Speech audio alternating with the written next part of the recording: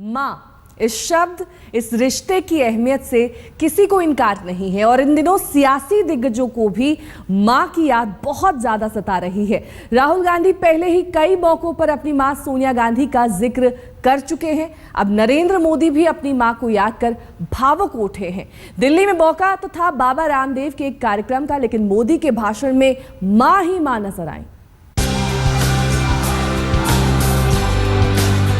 दिल्ली के तालकटोरा स्टेडियम में कार्यक्रम योग गुरु बाबा रामदेव का था, लेकिन हर नजर इनायत थी नरेंद्र मोदी की ओर। इंतजार था कि मोदी प्रधानमंत्री मनमोहन सिंह के उन हमलों का सूद समेत जवाब देंगे जो उन्होंने 3 जनवरी को किया था, लेकिन आश्चर्य, मोदी ने ऐसा कुछ नहीं किया। हालांकि मोदी ने बहुत कुछ कहा और आश्चर्य इस बात का भी था कि मोदी ने अपनी माँ के बारे में बहुत कुछ कहा। मित्र, मैं निराशावादी नहीं हूं। उसका कारण है कि मैंने अपनी मां को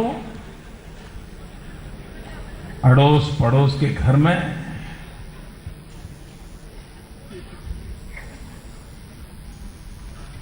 बर्तन साफ करके, पानी भर के हमें संस्कारित करने का और बिना निराश हुए बच्चों को पालने का उस मां ने काम किया।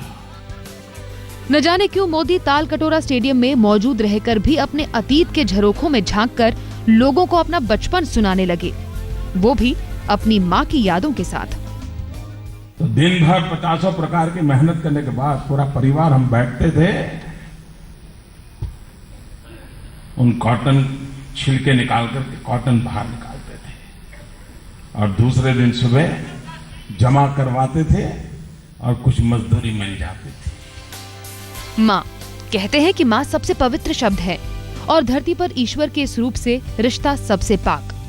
माँ की महत्ता से मोदी को भी इंकार नहीं, और जब सियासत की सीढ़ियों पर कदम आगे बढ़ाना हो तो फिर माँ की अहमियत का कोई मोल नहीं। भाइयों बहनों, मैं निराशावादी इंसान नहीं हूँ। मेरी डिक्शनरी में निराशा शब्द नहीं है।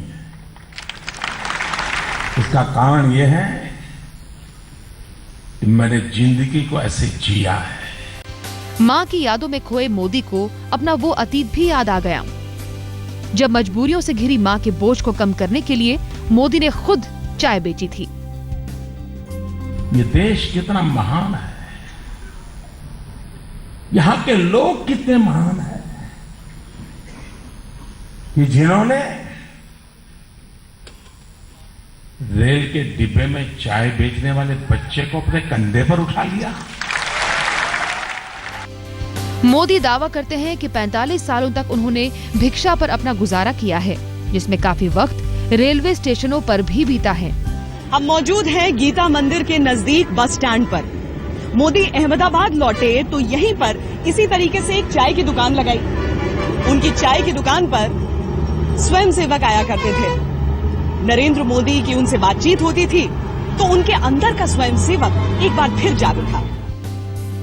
चाय बेचने वाले से देश के सबसे चहेते नेता बनने का ये सफर भला कोई कैसे भूल सकता है।